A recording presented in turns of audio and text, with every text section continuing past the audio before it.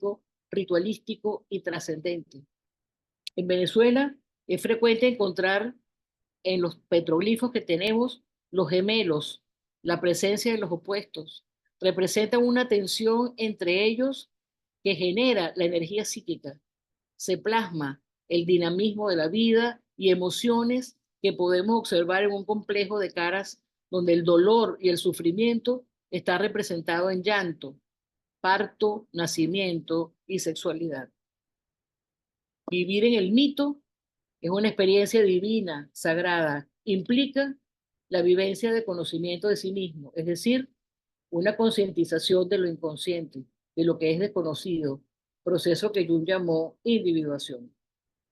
Existe en toda América Latina un potencial humano que ha quedado estrangulado y silenciado porque tiene sus raíces en una cultura y mentalidad indígenas que fueron bruscamente amordazadas a partir del siglo XVI. El genocidio, etnocidio, aniquilación y desorganización de la personalidad del indígena han sido inseparables del pensamiento y la actuación occidentales de los valores culturales de esos grupos. Los conquistadores tendieron a eliminar las culturas y no dejar huellas de ellas. Nuestro reto es conocer las raíces escondidas de nuestros pueblos originarios que han sido estudiados. Para ello recurriremos a la memoria colectiva y gracias a que algunos grupos humanos autóctonos que formaron la raíz de Indoamérica sobreviven, hemos heredado mucho de su cultura y agregando a la nuestra, formando un rico patrimonio integrativo. Un ejemplo es el canto chamánico, precisamente en él donde encontramos los elementos constitutivos del mito, y siendo el canto la forma de reactualizar al mito, este a su vez representa un tiempo que deja traslucir otro tiempo, que es el de los orígenes, totalmente necesario para la formación y conservación de lo religioso a partir de los procesos chamánicos. Experiencias que han trascendido en las esferas espirituales, religiosas y curativas. El mito, dentro del canto chamánico de curación, por ejemplo, causa efectos tan veraces porque según su concepción, solo retornando a los orígenes de un tiempo primordial es que el mal puede erradicarse. Otro intercambio de estos pueblos originarios fue con los africanos que trajeron desde ese continente tanto los conquistadores españoles como los portugueses, quienes los introdujeron como esclavos. Estos traen tradiciones ancestrales, perdiendo su identidad cultural porque la cultura era demasiado bárbara, comillas, y fue aniquilada por la civilización europea. De gran importancia, el sistema social y religioso que hicieron un sincretismo con las culturas indígenas del continente y del continente europeo. La recopilación de todas las creencias y religiones de los diferentes grupos étnicos antes de la llegada de los colonizadores con los pueblos indígenas, así como otros con origen en las africanas y un sustrato en el cristianismo católico que habían traído los europeos, forman el mosaico religioso de estos grupos. Debo agradecer a la vida que soy una curiosa y que algunos años estuve haciendo algunas incursiones en algunas de las etnias de Venezuela. Y quisiera hablarles brevemente, por supuesto, de una de ellas que me llama mucho la atención, que es la comunidad Wayuu. La comunidad Wayuu, los indios Wayuu, son la única etnia que es matriarcal, lo cual bueno, rompe con muchos de los elementos que tienen otras etnias, pero que le da una sensibilidad a la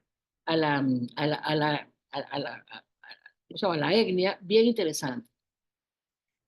Habitan los Wayuu en la península de La Guajira, que es la parte nororiental de Colombia con la parte noroccidental de Venezuela. Para ellos no existen, por supuesto, los límites geopolíticos.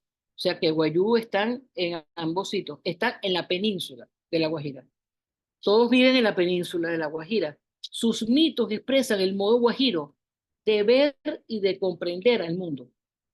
Contienen lo esencial y expresan los dos principios que son Juyá, imagen del padre, y Pulogui, la madre, respectivamente.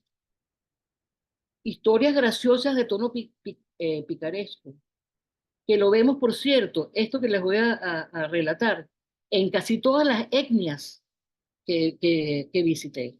Por ejemplo, la que evoca el sexo increíblemente eréctil del burro, el príapo griego, o las que atañen al conejo, el falaz libertino, recordando al trickster, imagen que se encuentra a lo largo del continente americano. Los guayús son una etnia de estructura matriarcal, lo cual es llamativo. Es ella la que cuida, la que organiza el dinero, la que vende en el mercado las mantas, carteras y chinchorros que han tejido, la que está todos los sábados en el mercado de Maracaibo vendiendo. Gualeker, la araña, esta diosa que les enseñó a tejer a la mujer guayú, su tejido descansa en el mito y los ritos de iniciación.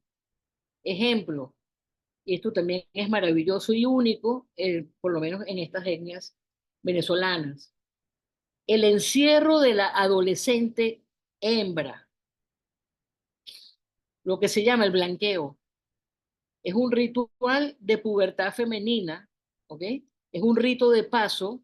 Meten a esta chica en una choza por un tiempo prolongado, que puede ser hasta de 3 años, por ejemplo.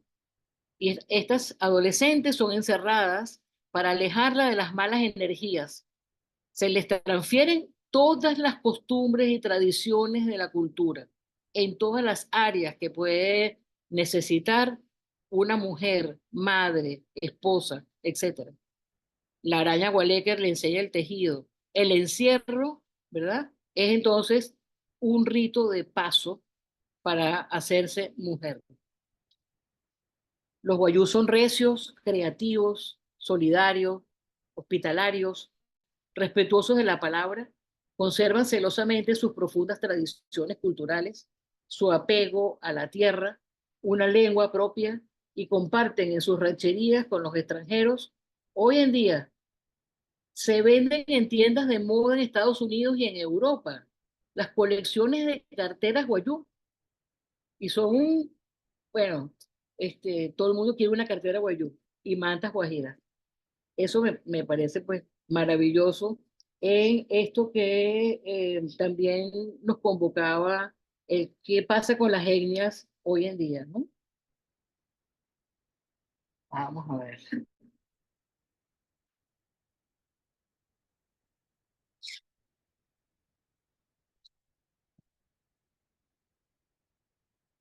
Que quería terminar con una poesía también de los Guayú. Pulogui, lo sagrado, lo sobrenatural, bendijo la creación. Pulogui es una mujer bella. Pulogui es amiga de la lluvia. El relámpago le tiene miedo. Pulogui es la dama que camina en forma de media luna. Pulogui descompone la lancha de los pescadores mar adentro. Pulogui tiene su casa detrás del cerro en una piedra. Pulogui es culebra de 10 cabezas. Es res con cara de persona. La tierra de Pulogui es la imagen arquetípica de una gran madre quien nos pare, nos nutre, nos devora. Pulogui es la guajira que encierra un hechizo y hondo dramatismo. Es una personificación de la tierra. Ese es su lugar, con ese viento que recuerda olvidos de paisajes áridos y silentes. Pulogui es telúrica, es una fuerza misteriosa, es fija y múltiple. Los lugares de Pulogui, donde ella reside, están repartidos en toda la Guajira. Todos están perfectamente localizados y tienen nombre propio. El estrépito anormal del choque de las olas y de la resaca es señal de la presencia de Pulogui. Principio viviente, profunda, inaccesible, peligrosa, proveedora de alimentos. Pulogui está asociada a la sequía ligada al arco iris. La sequía exhala de la tierra. En los lugares Pulowi hay siempre mucho viento y el viento, emanación de la tierra, es responsable de la deshidratación del suelo. Cerca de los lugares Pulowi hay siempre abundancia de plantas silvestres. Ahí se encuentra la vija, de la cual los guajiros hacen pintura, y el maguey, del cual utilizan sus fibras para trenzar. Como tierra es estéril, como madre es fecunda. Su vegetación es variada, espinosa, hostil, de flores hermosas y llamativas, de pájaros y cabras, y ranchos dispersos, habitados por gente bella. Lo femenino como el lugar habitable es el espacio forjador de vida, de amor, de sabiduría.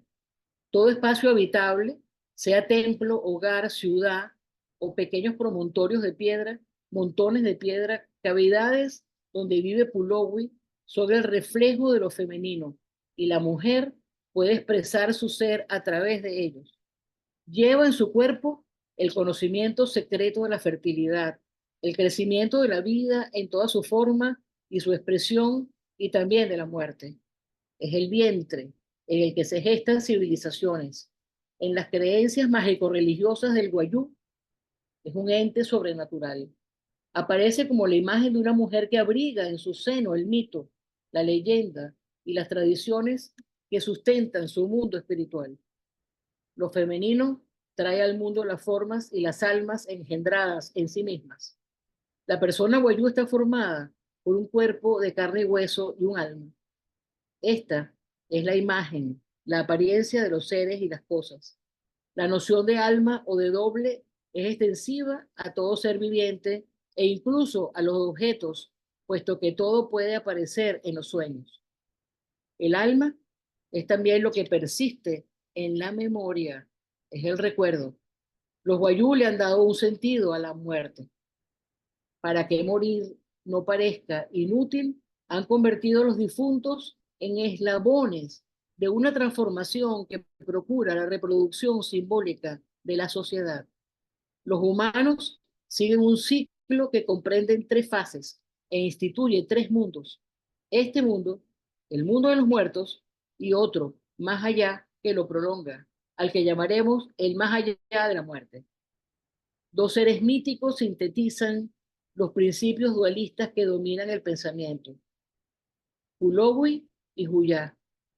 Huyá es el amo de las aguas del cielo, simboliza la vida renaciente, la fecundidad, vinculado a los cultivos y la cría de ganado, hace germinar las semillas y reverdecer el pasto.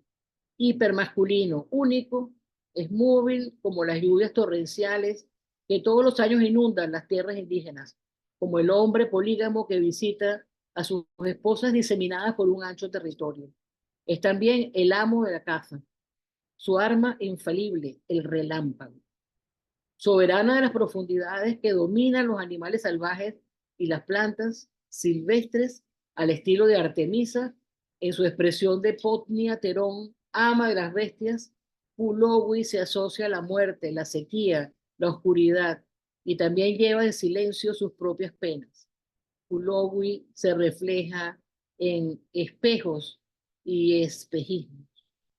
Ella devora sobre todo a los buenos cazadores de venados porque ella es la dueña de la presa.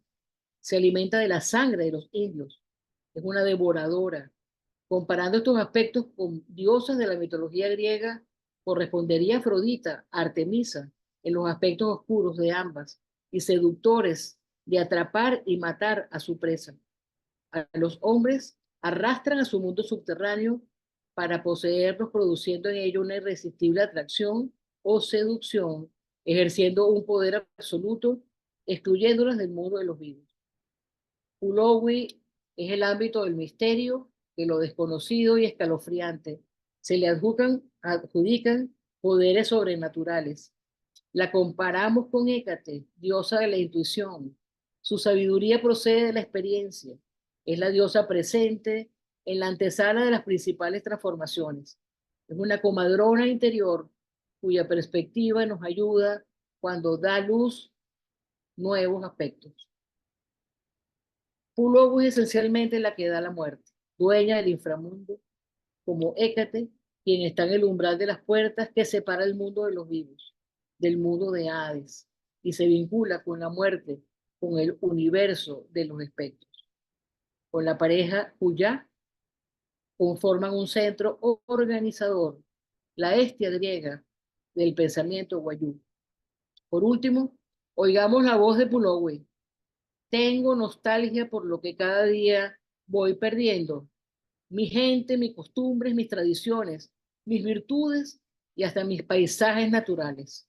Aún me quedan fuerzas para respirar mis vientos, oír el poema de las aves y sentir el estruendo de las tempestades revelados en una tambora de broncos sonidos al compás de la danza de mis hijos. Muchas gracias. Bien, muchas gracias a ti, Magali. Ha sido una presentación magistral. Yo creo que necesitamos un tiempo más allá del tiempo cronológico para decantar este recorrido, y yo creo que nos asomamos a la inmensidad y la diversidad de posibilidades que nos trae lo mítico, ¿no?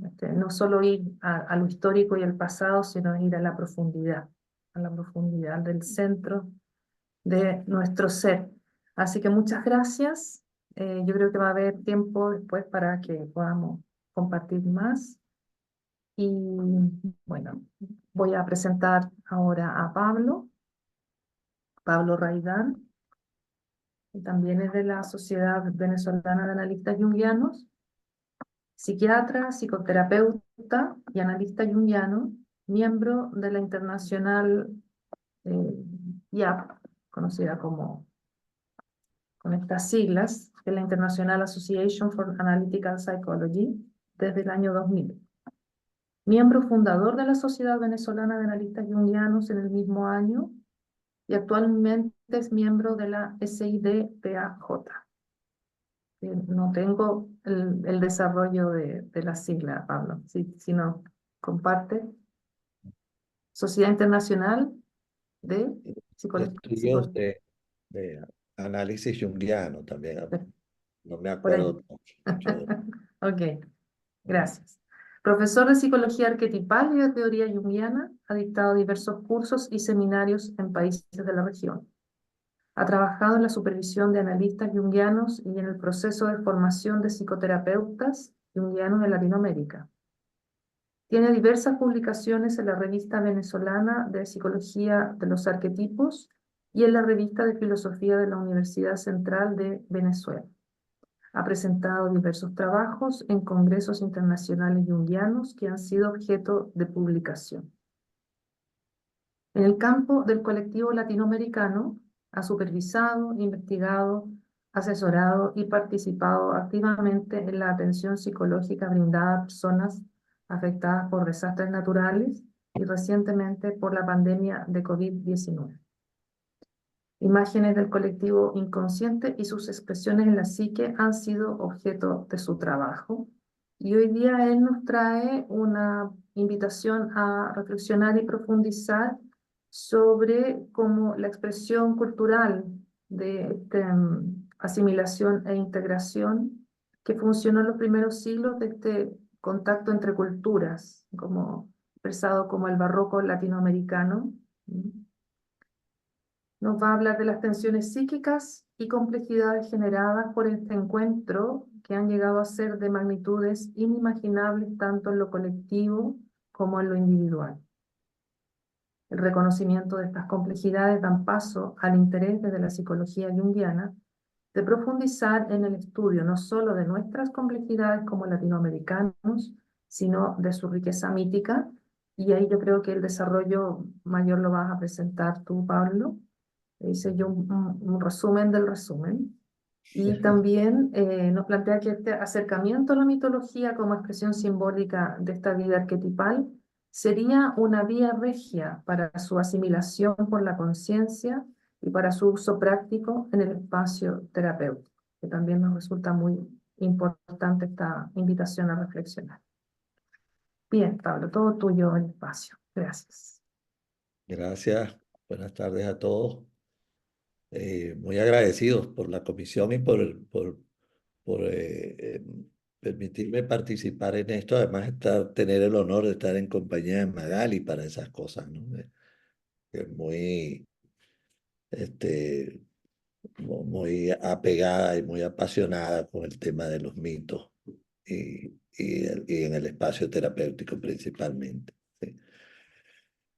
Bueno, Iván Rodríguez del Camino, un querido amigo, en su presentación del libro de Mireya Vargas, País en regresión en términos de interrogación, y que fue un libro que se realizó después de estar aproximadamente 6 o 7 años trabajando con una población producto de un deslave en Venezuela y que tuvimos la suerte de estar acompañados durante todo ese proceso de Rafael López Pedraza, que nos hacía una especie de acompañamiento, coaching, una mezcla allí, donde nosotros llevábamos el material que obteníamos de las reuniones en las comunidades y él nos amplificaba con su sabiduría y su acervo, pues con imágenes que nos permitían ir construyendo, estudiando, aprendiendo y dándole una respuesta al reto que teníamos de intervención en esas comunidades. Iván Rodríguez en ese prólogo, en esa presentación nos dice, y abro comillas, en la América Latina, donde a diferencia de la anglosajona, ha persistido una numerosa población indígena, la asimilación e integración de sus sociedades a la civilización occidental ha sido de una gran complejidad. El encuentro de culturas durante la conquista y la colonia, tan alejadas entre sí, dio lugar a la aparición en la psique de unos y de otros de imágenes imposibles y a veces intolerables. Y dice Iván, estas últimas pueden volvernos locos. El barroco latinoamericano vino a ser la expresión cultural de una forma de asimilación e integración que funcionó en los primeros siglos de ese contacto entre culturas. En su manifestación a través de mitos, leyendas, cuentos, se produce una gran imaginería que torna posible las imágenes que de otro modo pudieran haber sido imposibles. A través de la creación artística, lo que pudo sacar de balance a la psique encuentra formas que la contienen. Posteriormente, el inicio de la vida republicana y la migración a la periferia de grandes ciudades latinoamericanas supuso un reto casi imposible para la psique de todos los individuos implicados, estén ellas más o menos asimiladas a la cultura o a la civilización occidental. Las tensiones psíquicas y complejidades generadas por ese encuentro puede llegar a ser de magnitudes inimaginables, tanto en lo colectivo como en lo individual. El reconocimiento de estas complejidades pudiera haber sido menos doloroso o pudiera ser menos doloroso esa experiencia y permitir explorar esas narraciones maravillosas situadas fuera del tiempo histórico y protagonizadas por personajes divinos, heroicos, es decir, explorar sus mitos, que es lo que estamos pretendiendo desde nuestra visión junguiana, ¿no? Eso lo podemos ver, por ejemplo, en Venezuela, en mi experiencia y mi país, durante aproximadamente entre los años 70 y casi 90. Recibimos migrantes de todo el resto del mundo.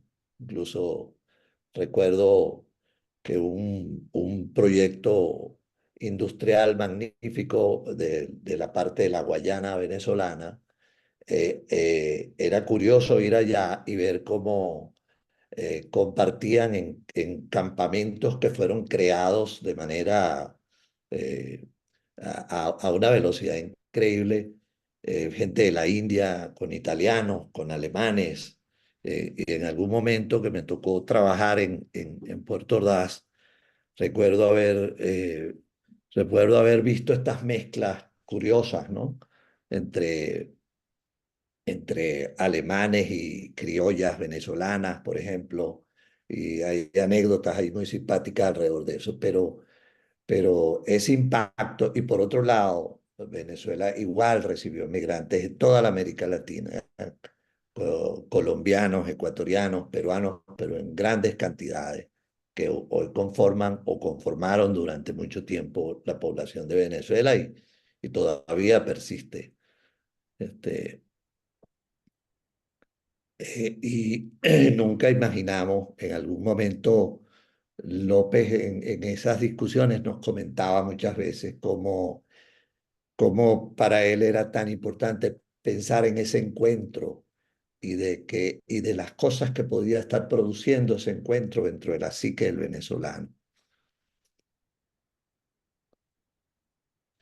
Ahora, en el estudio de civilizaciones humanas, contactos entre civilizaciones en el espacio, Arnold Toynbee analiza la variedad de formas sociales y humanas que se producen en esos casos en relación al contacto entre la cultura europea y las culturas mesoamericanas y andinas, consecuencia de la conquista y colonización española, señala, abro comillas, ¿no?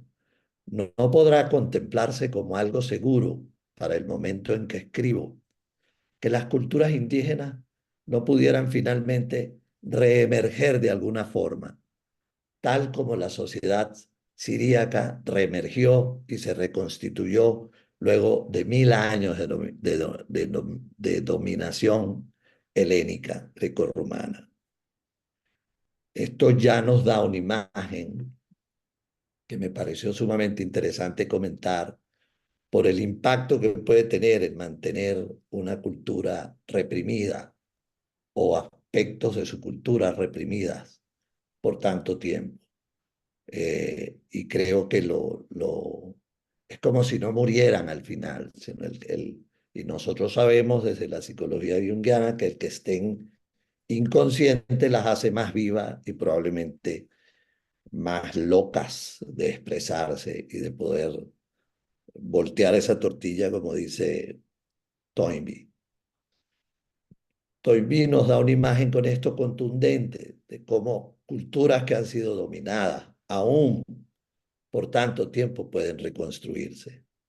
Imagino que cuando han sido reprimidas de la manera que lo fueron las culturas latinoamericanas en sus diversas manifestaciones, las han obligado a permanecer en la sombra. Por eso, esa es de las razones por que valoro lo que pudiéramos estar haciendo o pretender hacer, ojalá podamos desarrollarlo en mayor escala, estos estudios y este interés por acercarnos de esta manera a lo mítico en nuestras regiones.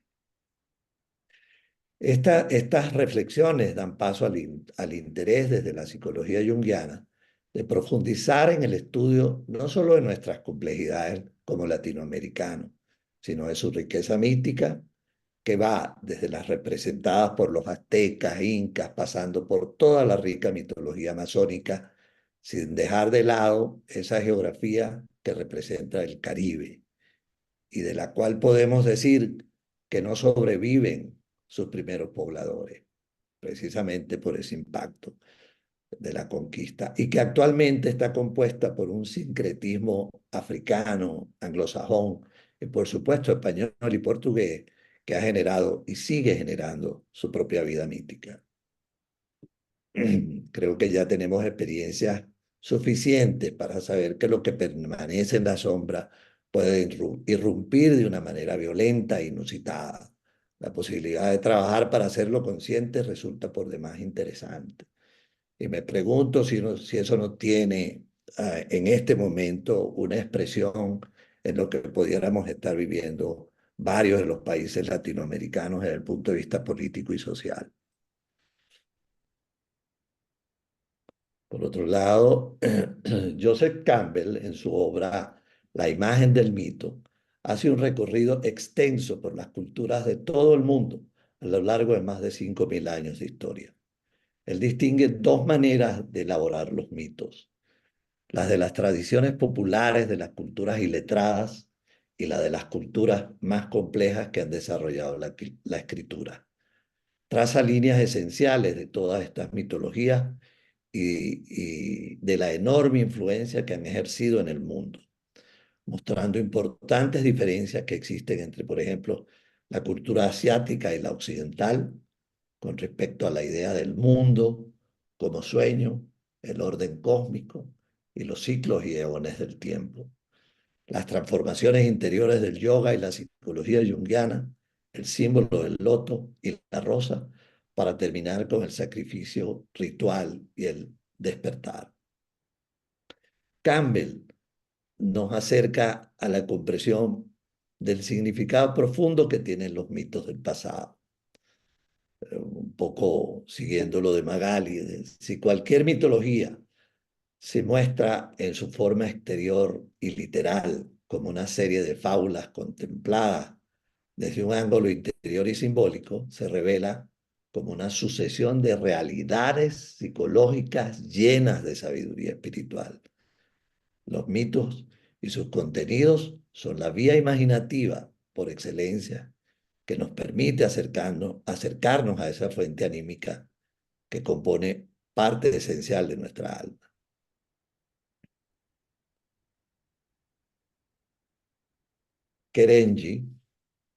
Karl Kerenyi, por otra parte, nos señala que para estudiar la base mitológica de una cultura, como es nuestro propósito, debemos ir más allá del mero registro cronológico de los acontecimientos. Él propone seguir los mitos y sus transmisiones en el tiempo, como citando a Ortega y Gasset, dice, y abro comillas, como si nos hubiésemos propuesto ir a la casa de un noble animal. Y afirma que del mismo modo que las ciencias naturales requieren la experiencia, las ciencias de las humanidades deben contar con una base experimental que por lo menos le permita un experimentar con las actividades mentales de las que está ocupado. Y ellos son el inicio del aprendizaje. Kerenyi señala como experimentando el antiguo mito en uno mismo, examinándolo cuando menos y siendo capaces de comunicarlo, es que ciertamente ocurre o tenemos esa experiencia, esa peira, que es para los griegos, que no es un simple conocimiento de la materia, es como estar involucrado, es como cuando el cazador persigue su presa, está involucrado en ese proceso. A mí esa imagen me produjo mucho impacto porque es el conocimiento desde la implicación de uno mismo en el mismo proceso, que creo que es lo que hacemos como psicoterapeutas, inevitablemente, ¿no? Pero es en esta manera de acercarnos a estos relatos míticos y a este proceso que se va dando en el tiempo con los míticos, en donde podemos estudiar la mitología de una manera más viva. Lo podemos ver, y es algo en lo que siempre he insistido, que lo podemos ver presente en la retórica del paciente, en sus sueños o en cualquier otra expresión que traiga la psicoterapia para obtener esa experiencia. En esa experiencia transferencial, contratransferencial a la que estamos nosotros muy acostumbrados y a entender que por encima de nosotros está ocurriendo un lenguaje que a veces ni siquiera nosotros mismos entendemos, pero sabemos que está ocurriendo con ese paciente. Es allí donde podemos acercarnos a toda esta realidad y a todas estas expresiones que nos van a llegar y que vamos a expresar nosotros también en esa relación terapéutica. Para ello, el terapeuta debe conocer de mitologema, y seguir como un cazador esta materia que se expresa en la mitología, pero también en la literatura y en el arte. Basta con leer a Gabriel García Márquez de Colombia, a Miguel Ángel Asturias de Guatemala, a Julio Borges y Ernesto Sábato de Argentina, a Juan Rulfo y a Sor Juan Inés de la Cruz de México, a Rómulo Gallegos y a Teresa de la Parra de Venezuela, por nombrar algunos, para encontrar estos caminos. Cuando escribía esto pensaba, Gallegos escribió Doña Bárbara, que explica ampliamente la vida del llano venezolano. Escribió Canaima, que nos adentra de una manera literaria y hermosa en todo lo que puede ser el encuentro en la selva o con nuestro Amazonas. Escribió Pobre Negro, que también con mucha riqueza literaria nos pone en contacto con toda esa, con todo lo que ha significado la presencia de la cultura africana en nuestro país. Dedicarnos a estudiar estos aspectos mitológicos apegados a las enseñanzas junguianas es una decisión y un compromiso. Gracias a Jung sabemos que los mitos dan expresión a procesos inconscientes y su recuento hace que estos procesos cobren vida y restablezcan una conexión entre consciente e inconsciente que ha estado bloqueada, estancada o marginada desde hace mucho tiempo en nuestra psique. Toda esta simbología contenida en sus mitos se constituye en el puente faltante y necesario para conciliar formas y emociones que fueron escindidas a la fuerza desde la conquista, la colonización y las independencias, que aún hoy en día continúan. Es, como señala López Pedraza, una simbología que continúa in between. Este fue un término que acuñó López en estas discusiones que teníamos con él mientras trabajábamos con nuestras comunidades.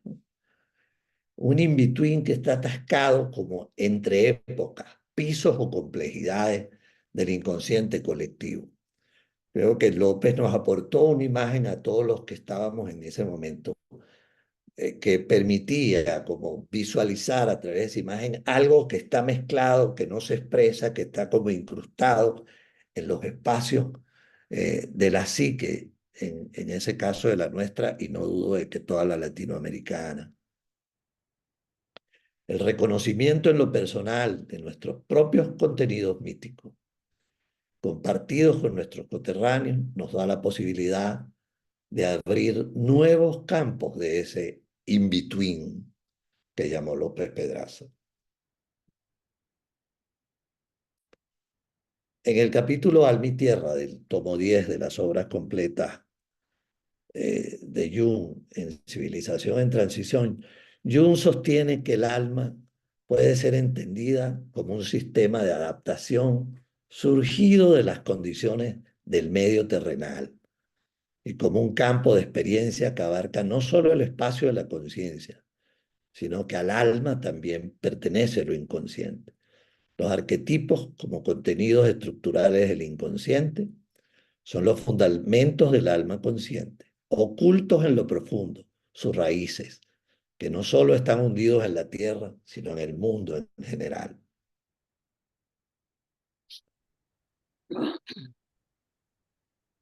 Los arquetipos son sistemas de disposición, a la vez imagen y emoción.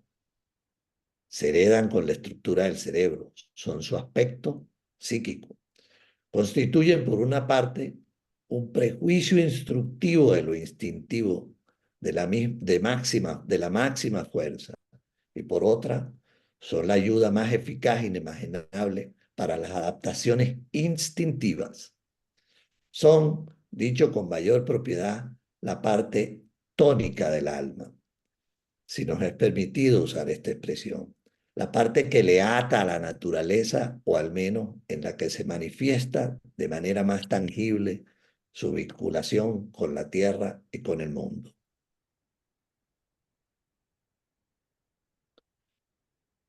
Esto me hacía pensar cómo ha sido eso para nosotros y cómo ese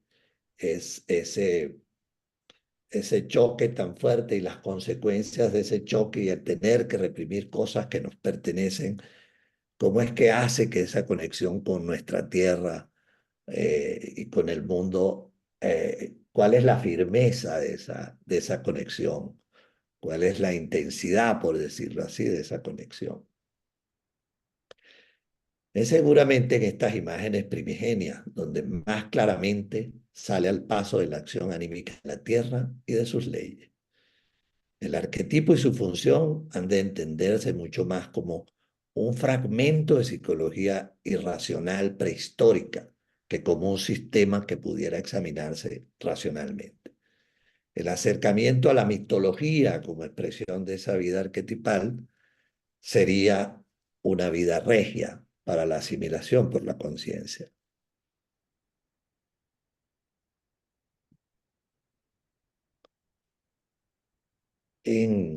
Pensando en esta propuesta y en esto que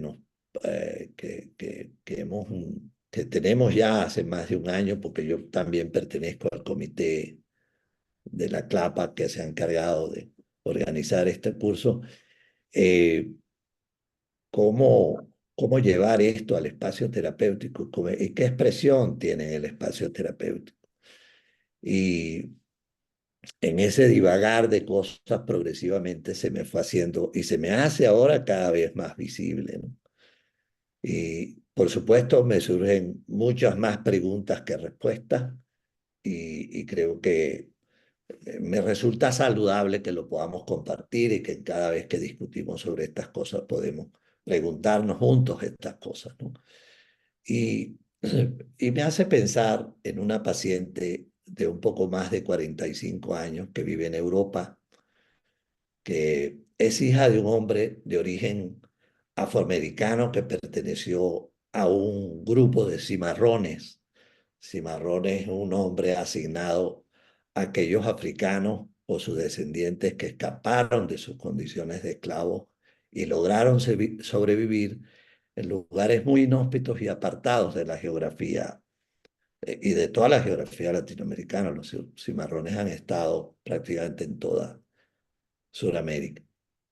Este grupo que huyó de Surinam al sur de Venezuela, además han estado en muy íntimos contactos con comunidades indígenas autóctonas de la región del río Caura, que es un afluente del río Orinoco.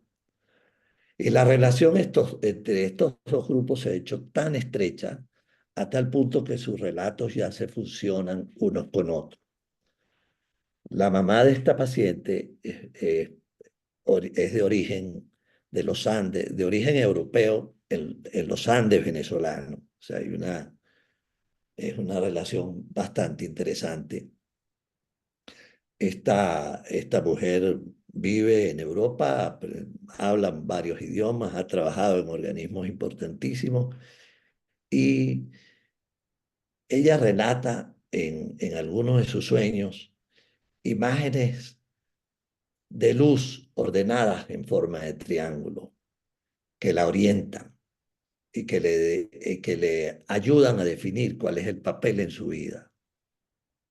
Como si ella tuviera una misión concreta que cumplir, a la cual ella le ha rendido tributo.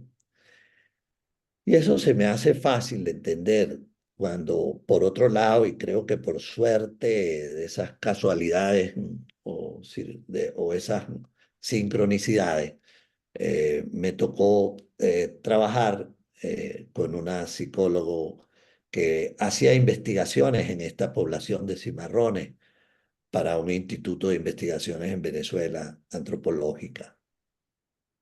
Entonces me permitió tener como más claro como la relación con estos seres de luz que habitan las aguas forma una parte muy íntima de las creencias de estos pobladores del Caura, aún sin saberlo la paciente conscientemente. Creo que esto fue uno de las reflexiones y de los ejemplos que me permitió, bueno, aquí hay un mundo que explorar, aquí hay mucho que hacer, por supuesto lamentando muchas veces mi desconocimiento sobre toda esta cosa. Entonces, pensar que estamos en este espacio para eso es para mí prometedor.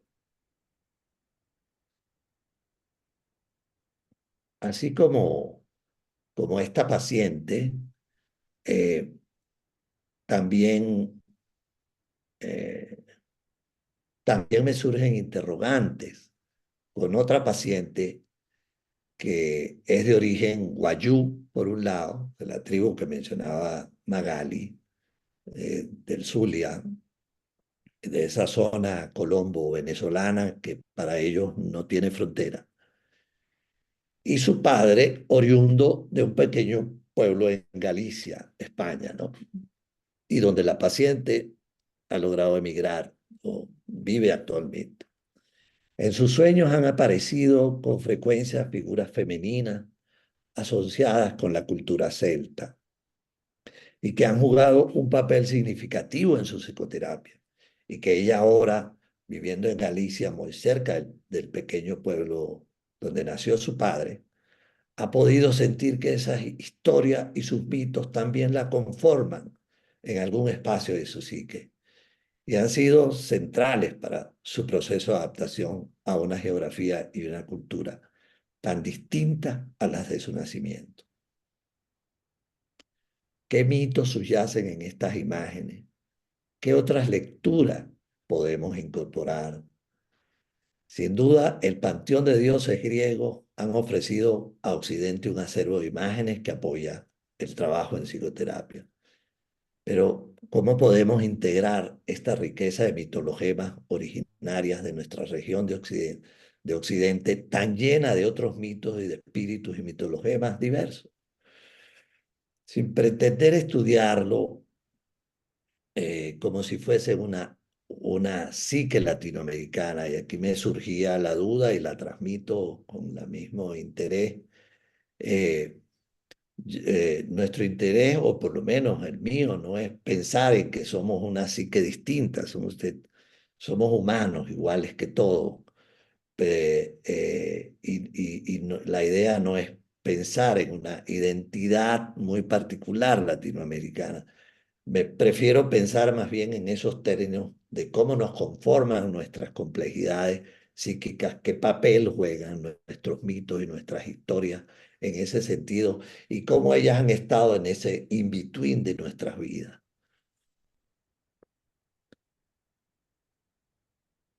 Y aquí recuerdo una película que les recomiendo, una película chilena reciente que se llama Los Colonos, que creo que sirve para ver este choque de culturas y la importancia que pueden jugar en nuestra conducta, no solo de nuestros indígenas, de todos nuestros pueblos. Rafael López Pedraza, un hombre caribeño y muy apegado a su forma, en una oportunidad nos dijo cómo para él estudiar es como lavarse las manos y cepillarse todos los días. No podemos dar nada por sentado, debemos reflexionar, robar herméticamente, profundizar como parte de nuestra vida. Estudiar es tomar una intuición y darle vueltas y vueltas hasta que la reflexión ocurra. Esto se los quiero repetir. Estudiar es como lavarse las manos y cepillarse todos los días. No podemos dar nada por sentado. Debemos reflexionar, robar herméticamente, profundizar como parte de nuestra vida. Estudiar es tomar una intuición y darle vueltas y vueltas hasta que la reflexión ocurra. Es esa la invitación que estamos haciendo a través de esta iniciativa, estudiar nuestros mitos y leyendas y hacerlo juntos y acompañarnos en nuestras reflexiones es un plus que en lo personal me entusiasma sobremanera. Muchas gracias.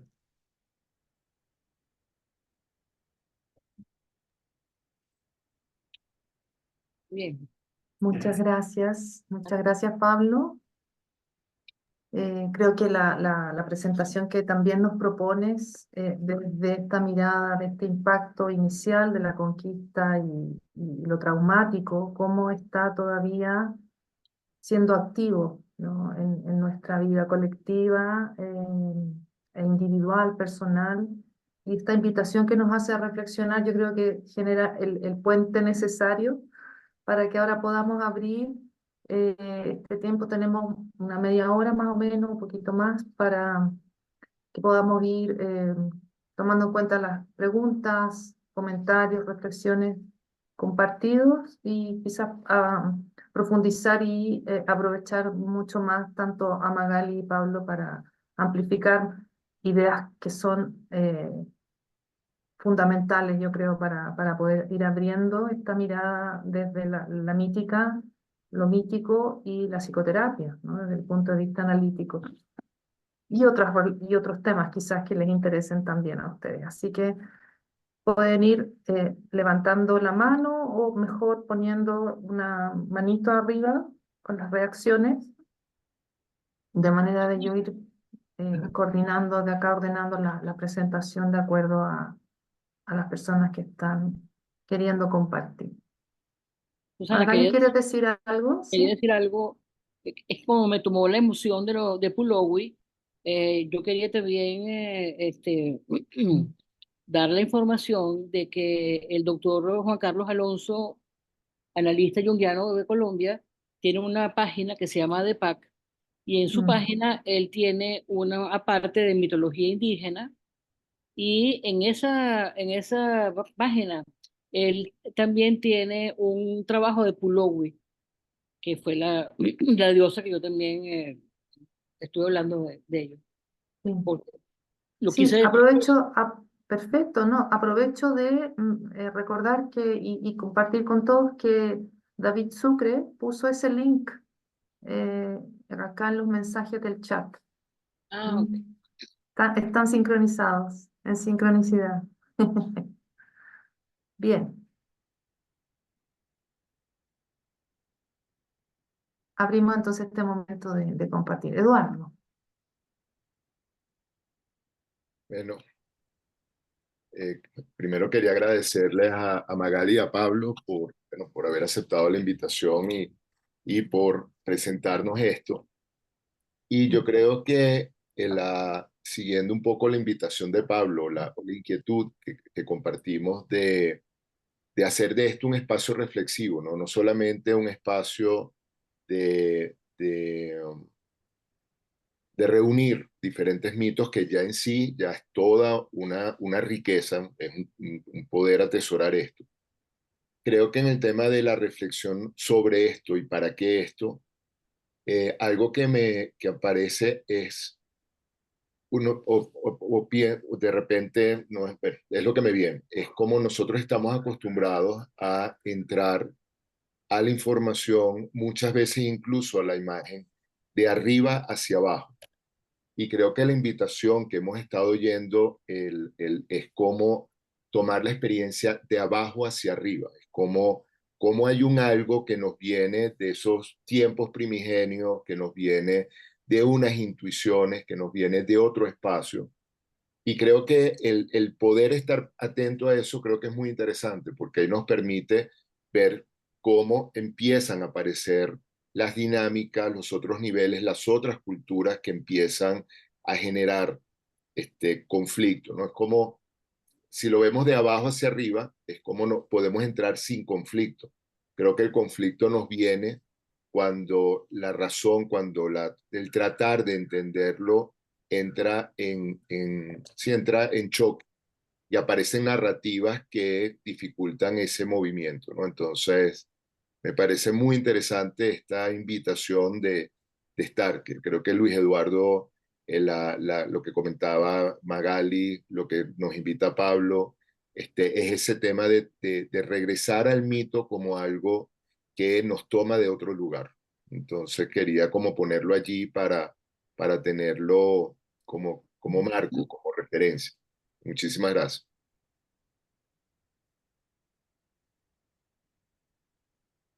Gracias, Eduardo. Magali o Pablo quieren como compartir sobre esto. Estás sin audio, Pablo.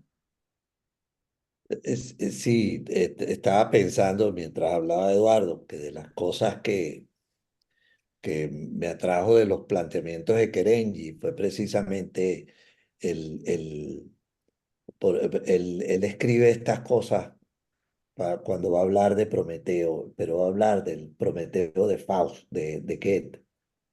Entonces, es como, y como él piensa que Goethe actualiza cosas del mito tan antiguo que son importantes como seguirle la pista, ¿no? Y mantener eso. Eso fue lo que me trajo, me hizo pensar en que probablemente lo hemos tenido más cerca y nos ha costado verlo también de allí, como a través de nuestros artistas, nuestros escritores, nuestros poetas que siempre han hablado de esas cosas, ¿no? Me hizo pensar en Doña Bárbara de otra manera, en Torotumbo de Miguel Ángel Asturias de otra manera. Que son libros que se meten en esa conflictividad de lo social y lo político, pero también nos están hablando de ese choque tan profundo que sigue existiendo todavía, como decía ahorita Susana, ¿no? Ese era el comentario.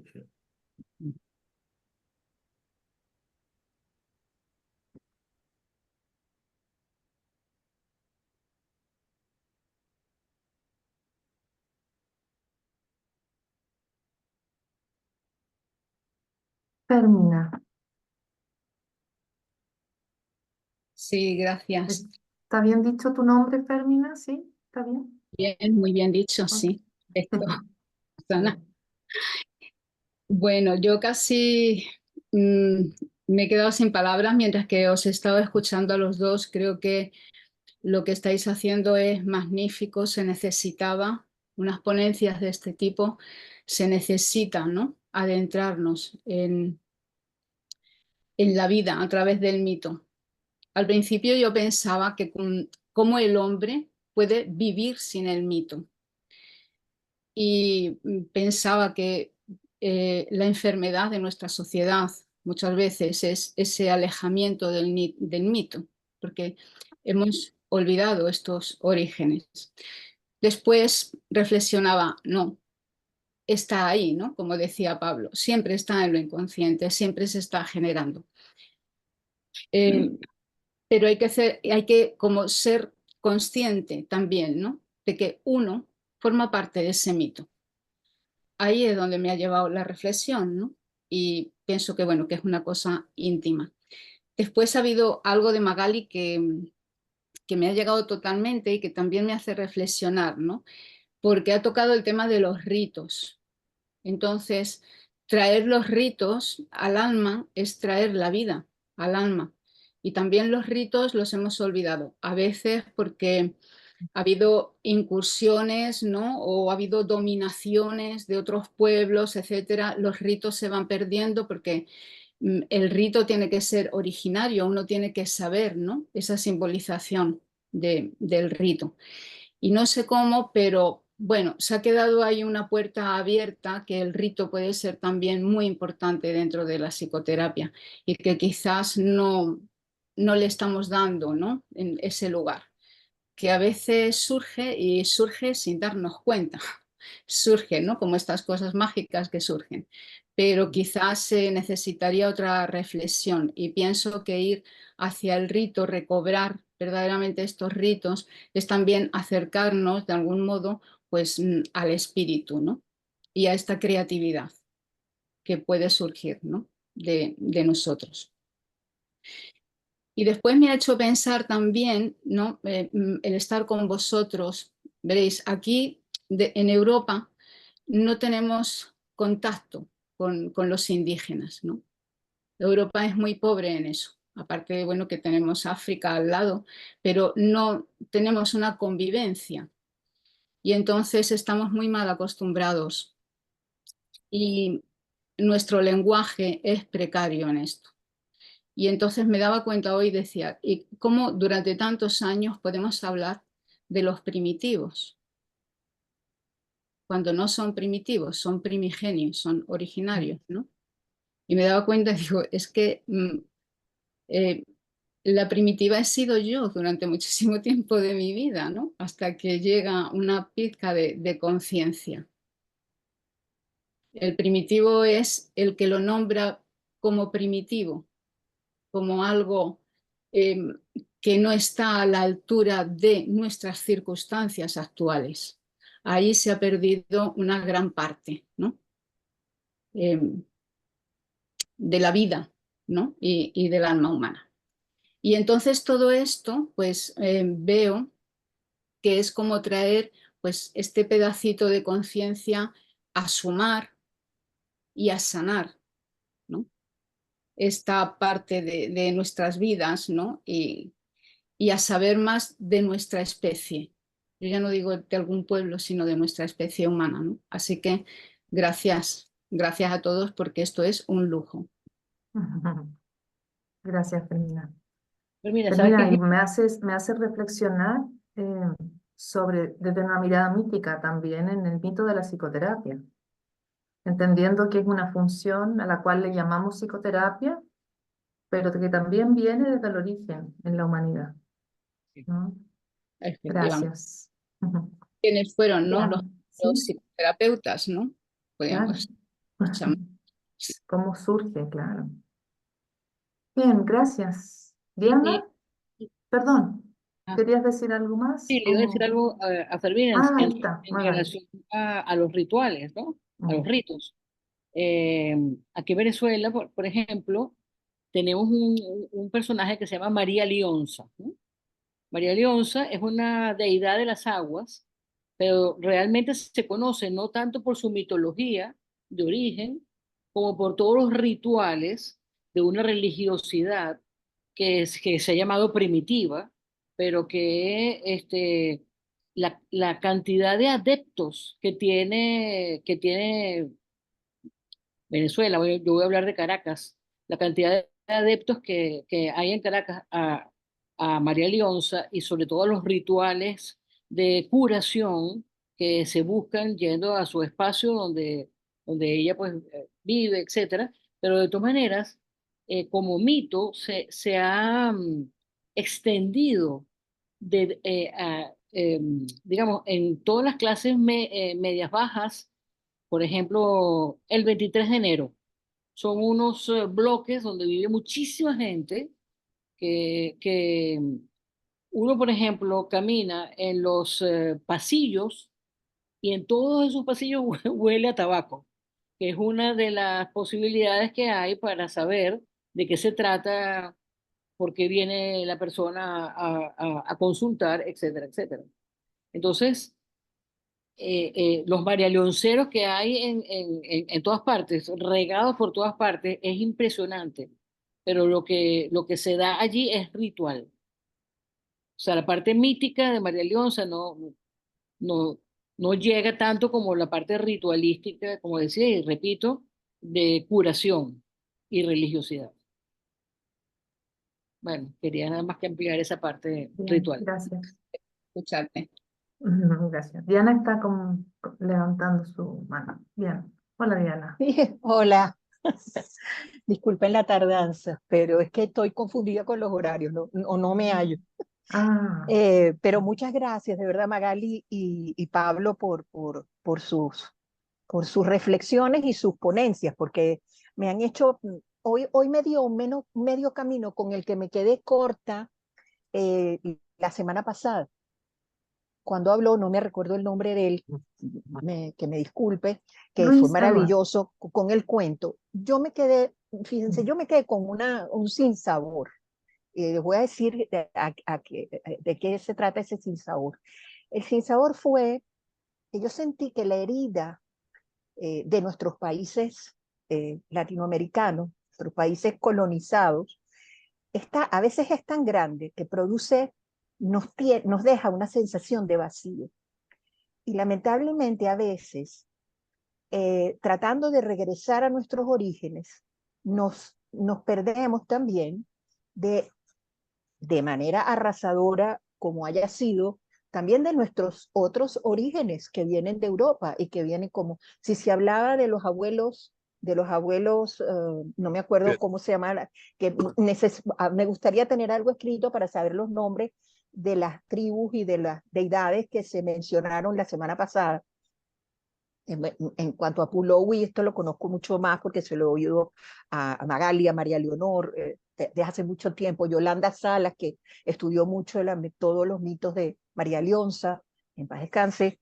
Bueno, lo cierto es que yo me quedé con este sinsabor porque pensé que nos podíamos poner un poco polarizados o maniqueos, no sé si se dice así, pero como un poco, esto es bueno, lo que es de los pueblos originarios es bueno o no. Y entonces a mí me dejó eso como, y bueno, y la verdad es que creo que intervino, una de las intervenciones fue, bueno, yo soy español y tengo en África soy español y en España soy africano. A mí me pareció maravilloso y además España fue producto de una cantidad de conquistas y de todas estas cosas. Entonces yo sí creo que nosotros tenemos que buscarlo, pero lo que ustedes están diciendo hoy es tan interesante y creo que se concreta, la verdad, en la ritualidad.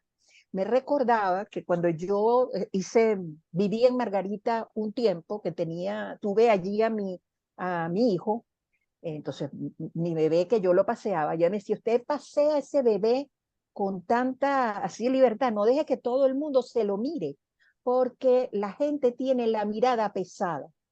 Y yo, ¿qué es la mirada pesada? No entendía, ¿no? Y después me di cuenta que lo que había es, bueno, el común, que además existe en todas partes del mundo, el común concepto de que te pueden envidiar y le pueden echar mal de ojo. ¿Ok? Entonces yo, tú sabes, así como, ¿cómo es esto? Y bueno, ¿y cómo se contrarresta? Porque que vuelan, vuelan. Entonces usted le pone una manito de azabache. Y la manito de azabache es como un cordoncito, una pulserita con una manito negra o una manito roja, porque es de la peonía y de una semilla, y la azabache también es como una madera negrita. Y eso es un amuleto para proteger contra el mal de ojo. ¿Ok? Entonces, de alguna manera, cuando el niño nacía, ya le tienen, y eso me contaron, porque yo pregunté, ya le tienen su manito en los medios, le tienen su manito preparada, y además preparada por alguien entendido, pues, en la materia de proteger al niño desde pequeño. La otra cosa que me pensaba es que los ritos se cuelan y que a lo mejor lo que tenemos es que saberlo ver, como decía Pablo, que es un poco esta parte donde, bueno, fíjate, estabas hablando, Magali, de Pulowi, y que los guayús son netamente matriarcales y la gran madre es Pulowi. Y bueno, uno se pone a ver, y en la región occidental de Venezuela, que es el estado Zulia, donde está incluida la parte guajira venezolana, y donde está la etnia guayú, bueno, la etnia guayú que pertenece a Colombia y Venezuela, pues de alguna manera ellos tienen la devoción inmensa a la Virgen de Chiquinquirá, y la llaman la Chinita, de una manera totalmente, es la Virgen María, tal cual como la concede, ¿no?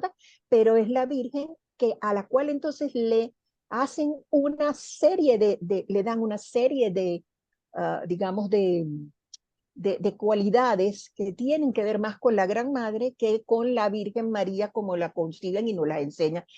Es claro, ellos fueron colonizados, se les enseñó la religión católica, pero de alguna manera tenían sus bases, y esa chinita pasa a ser un ícono en sí mismo, un símbolo y una imagen a la cual se pueden apegar, y los ritos que hay todos los años son impresionantes. Entonces, bueno, me pensaba que quizás también, en vez de dividir tanto las cosas, porque no, nosotros somos una mezcla de cosas, la mayoría somos mestizos, la mayoría somos una mezcla, a lo mejor también poder entender en los rituales, en estas figuras donde se cuelan, poder comprender un poco más, y por eso este curso me encanta, porque sabemos poco, pero sin poner esa cosa como esto es bueno o esto es malo. Bueno, ya nos pasó, fue malo, fue terrible, fue todo eso, todo lo que ustedes quieran, pero de alguna manera entender que somos un sincretismo de cosas, ¿no? Y entenderlo así,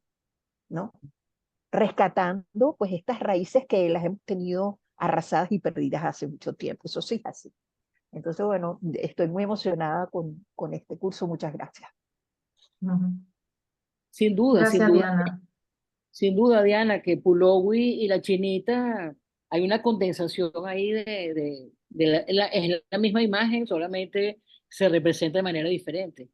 Pero sin duda que es así como tú estás diciendo. Vale, me la Sí, y tomando en cuenta lo que tú nos planteaste como desde un principio en tu comentario, Diana, es nuestro objetivo o nuestro afán dentro del curso ir desarrollando.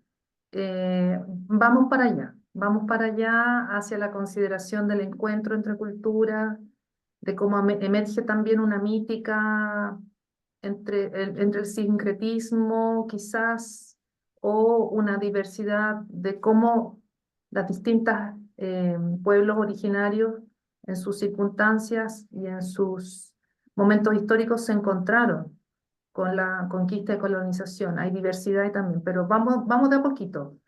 Ahora estamos como en lo más originario, la profundidad mítica, y especialmente pareciera ser que espontáneamente, por alguna razón de sentido, aparece la herida y el dolor, de alguna manera. Entonces, tu comentario nos hace sentido como el equipo, yo creo, porque la idea es que vamos para allá, ¿sí?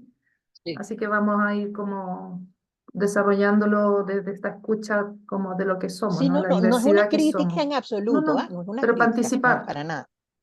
para ¿Eh? anticipar la presentación. Sí, gracias, Diana.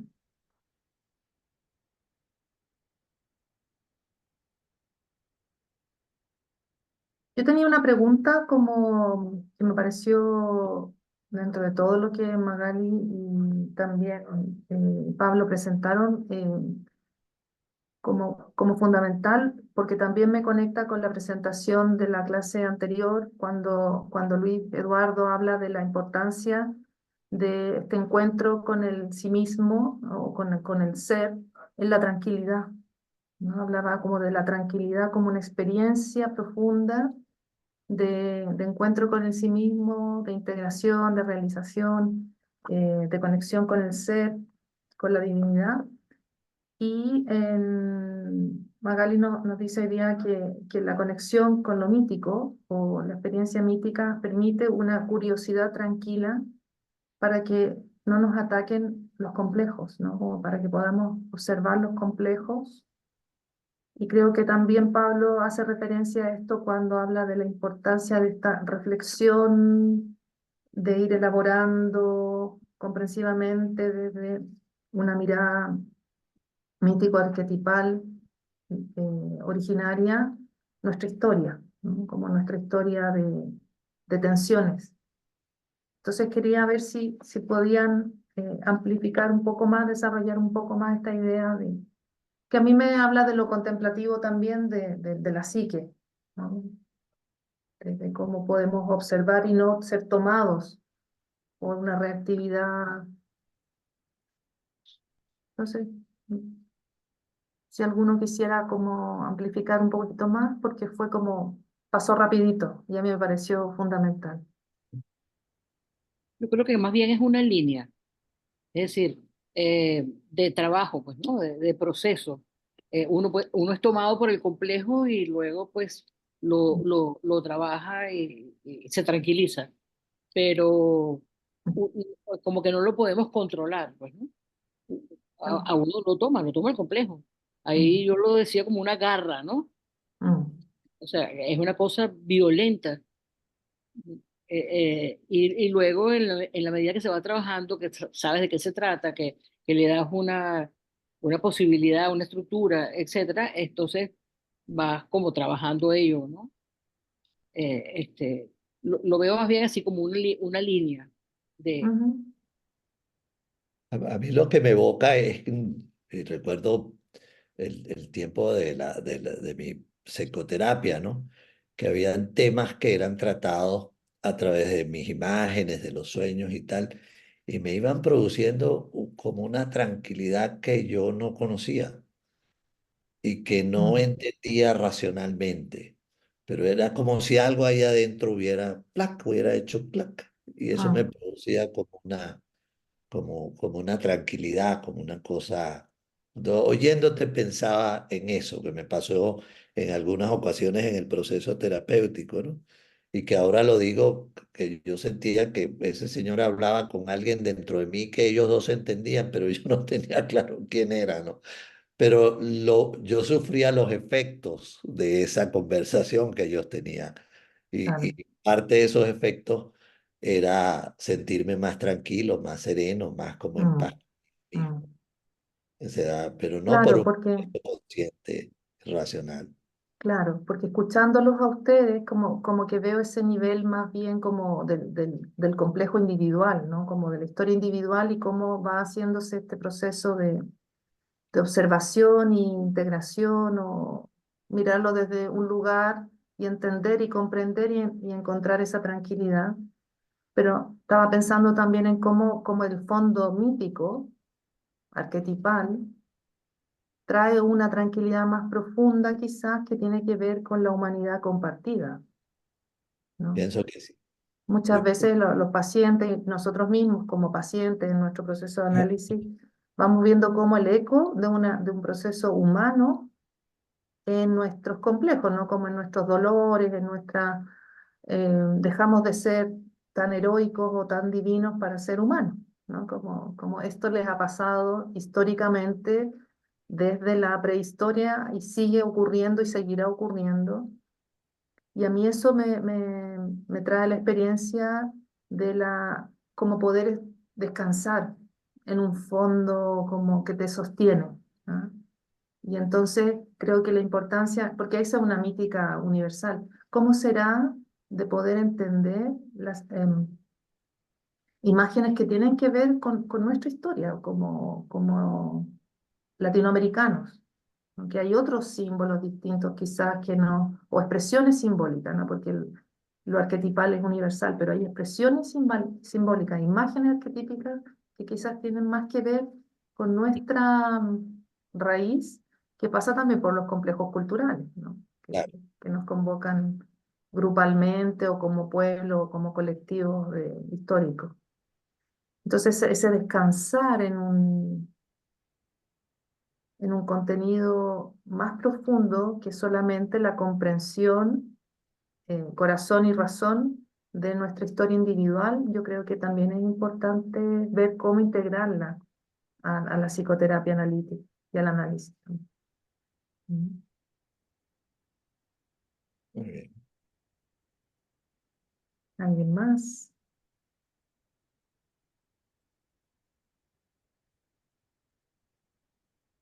Bueno, la situación inconsciente, bueno, esto que tú estás diciendo de la tranquilidad, eh, a mí me parece que algunas veces es muy difícil de explicar, ¿no? Mm, mm, Eh, yo estuve viviendo algunos meses con los guarao, que es una etnia que está en el otro lado de los guayú, en la zona, digamos, del Océano Atlántico, ¿no? En la desembocadura del Orinoco, ¿no? Eh, por ejemplo, ellos viven en un chabono, una sola, eh,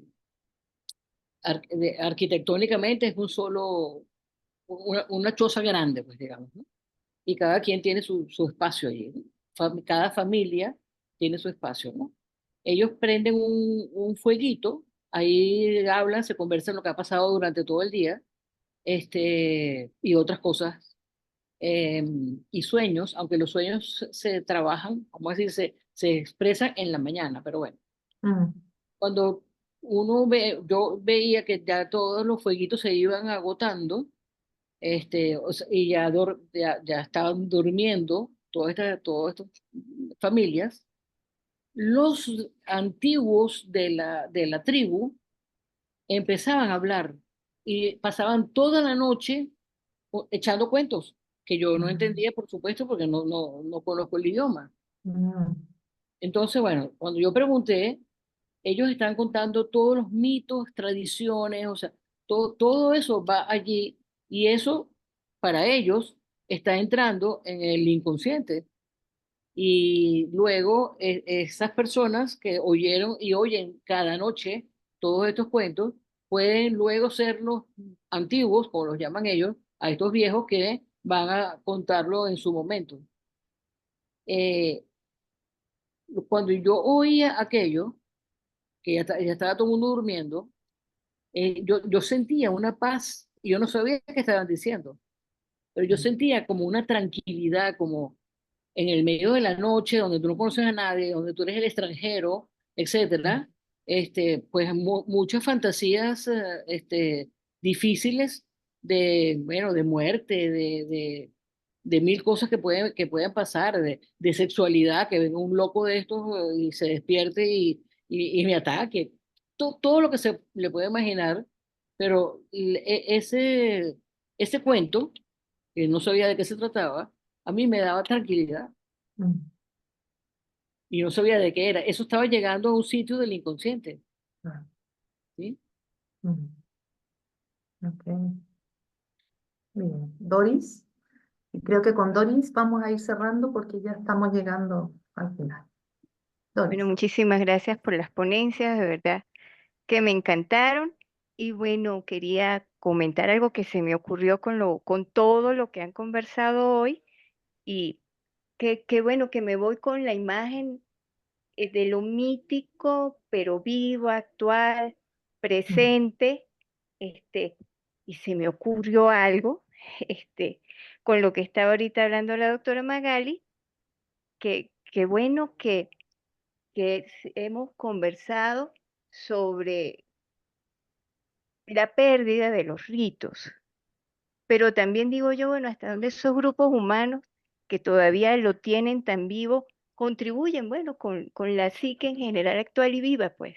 mm, Porque bueno, eso, me encantaron las dos ponencias porque eso, me voy con la idea de cómo lo mítico está vivo en cada uno de nosotros y cómo esas tensiones están presentes y por supuesto en la vida cotidiana y en las psicoterapias en las que todos trabajamos, pues. Bueno, eso era lo que quería comentar.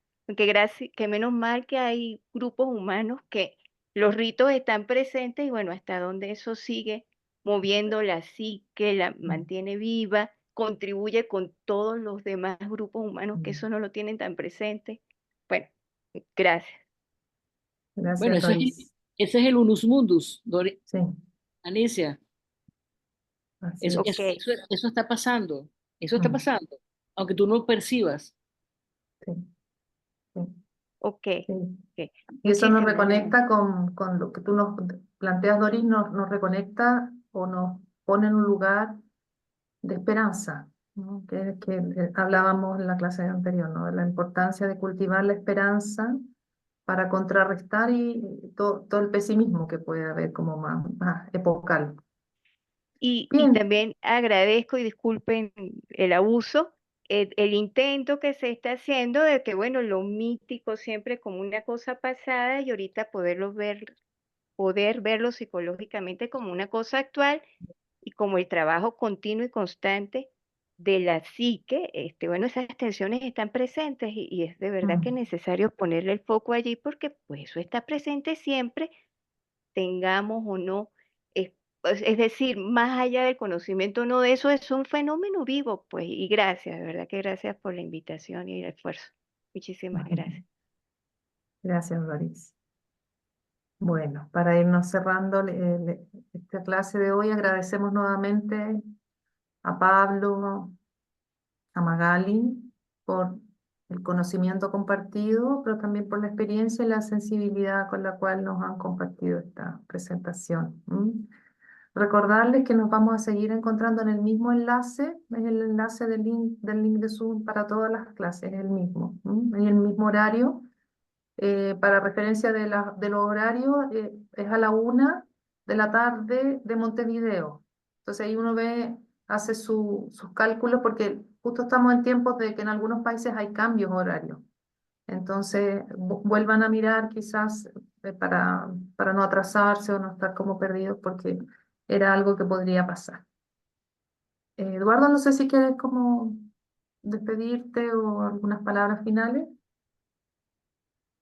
Bueno, gracias Susana. Nada, comentar que transmitir, creo que el entusiasmo que de alguna manera hemos sentido en el grupo, la retroalimentación y el entusiasmo en las personas que ha presentado, creo que es un espacio que realmente nos va a aportar una posibilidad no solamente de encontrarnos y, como decía, de reunir los diferentes mitos, sino de poder reflexionar sobre esto.